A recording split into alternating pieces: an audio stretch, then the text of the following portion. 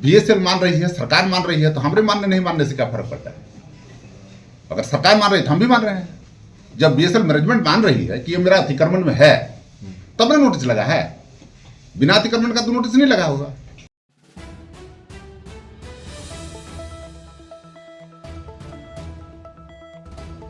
बोकारो में कांग्रेस का बड़ा बयान और उसके बाद शुरू हुआ सियासी बवाल। प्रेस वार्ता में बोकारो जिला कांग्रेस अध्यक्ष जवाहर महता ने ऐसा बयान दे दिया जिसने पूरे महागठबंधन की राजनीति को हिलाकर रख दिया है। जवाहर महता ने साफ कहा, बोकारो में जहां भी अतिक्रमण है, जहां भी नोटिस लगा है, उसे हटाना ही चाहिए। आम लोग परेशान हैं, सरकार भी हमारी है तो विरोध किस बात का।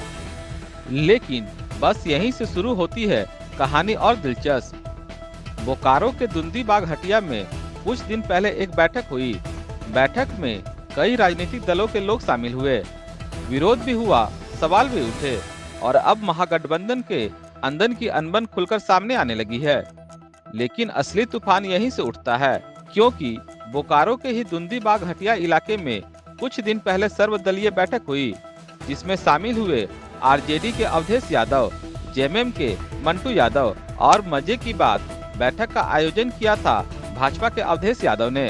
अब बड़ा सवाल ये, झारखंड में महागठबंधन की सरकार है, एक तरफ कांग्रेस जिला अध्यक्ष अतिक्रमण हटाने की बात कर रहे हैं और दूसरी तरफ उसी गठबंधन के नेता आरजेडी और जेएमएम के पदाधिकारी अतिक्रमण के खिलाफ हो रही जरूरी कार्रवाई का ही विरोध कर रहे हैं। तो फिर ये कैसा महागठबंधन?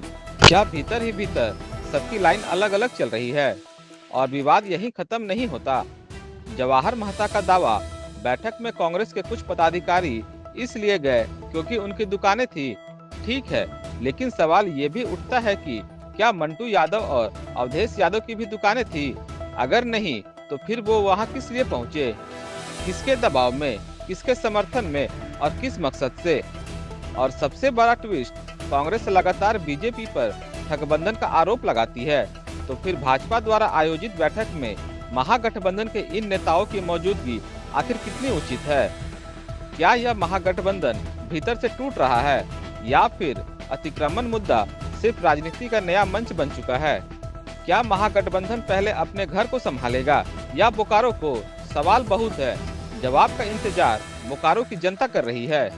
बोकारो में एयरपोर्ट के विस्तारीकरण के आड़ में बोकारो प्रबंधन के द्वारा दुंदीबाग बाजार में कई दुकानों पर नोटिस चिपका कर गया कि दुंदीबाग बाजार को हटाने की साजिश कर रहा है बोकारो प्रबंधन। किसी भी कीमत पर इसको इम्प्लीमेंट होने नहीं दिया जाएगा। इसकी लड़ाई बोकारो प्रबंधन से यहाँ के तमाम जनप्रतिनिधि, सभी दल के लोग, राजनीतिक दलों के लोग एकत्रित होकर के लड़ने का संकल्प लिया है। हम लोग आगे प्रबंधन और जिला प्रशासन से इस पर सकारात्मक बात करेंगे और जब तक इसको अस्थायी रूप से कोई इसका निवारण नहीं हो जाएगा तब तक संघर्ष जारी रहेगा। एक भी झोपड़ी को यहाँ से हटने नहीं दिया जाएगा। क्योंकि धुंधी बाजार आज वर्षों से बसा हुआ है और सारे लोग जानते हैं और धुंधी बाजार के साथ सारे लोग हैं। हवाई अड्डा की जो बात है तो निश्चित रूप से प्रशासन के द्वारा जहां जरूरत था वो खाली कराया गया और यहाँ जो है सारे लोग एक दूसरे से मिलकर रहते हैं। लेकिन मैनेजमेंट का एक ही फंडा है कि आपस में लड़ाओ और उसका दोहन करो, शोषण करो। देखिए, ऐसा कोई पार्टी का पदाधिकारी आपका प्रेस कॉन्फ्रेंस नहीं किए। वो हॉकर फेडरेशन का बैनर तले वो लोग अगर कोई आदमी करते हैं तो निश्चित तौर पर वो अपना जो संघ अपना चलाते हैं व्यक्तिगत तौर पर, उस संघ के बैनर तले कोई भी आदमी अपना कार्यक्रम कर सकते हैं। उसको आप कांग्रेस का कार्यक्रम अगर मानिएगा तो कहीं से न्याय संगत नहीं। अखबार में तो पद का नाम के साथ आया है उनका नाम कि कांग्रेस के क्या हैं। ऐसे अगर करते हैं तो उस पर निश्चित तौर पर उस पर हम बात करेंगे, उनको हम देखेंगे। सभी अखबार में छपी हुई है, सभी अखबार में छपी हुई है। उसको हम देखेंगे, अभी तक हम देखे नहीं हैं। जैसा उस पर होगा, अगर कोई पार्टी का पदाधिकारी बनकर इस तरह काम करते हैं तो निश्चित तौर पर वो न्याय संगत नहीं है और अपना पार्टी के बैनर पर अगर नहीं करना चाहिए। कारण जो पार्टी आपका चाहती है कि हम हवाई अड्डा आवे और हम उसका विरोध करेंगे, ये कहीं से भी उचित नहीं। सरकार मेरी विरोध किस बात की? सर्वदलीय बैठक हुई थी दुंदी बाजार में, तो उसमें कांग्रेस के पूर्व जिला अध्यक्ष भी गए थे। हम तो कहे कि कांग्रेस के पूर्व जिलाध्यक्ष एज ए पार्टी के हैसियत से नहीं गए थे।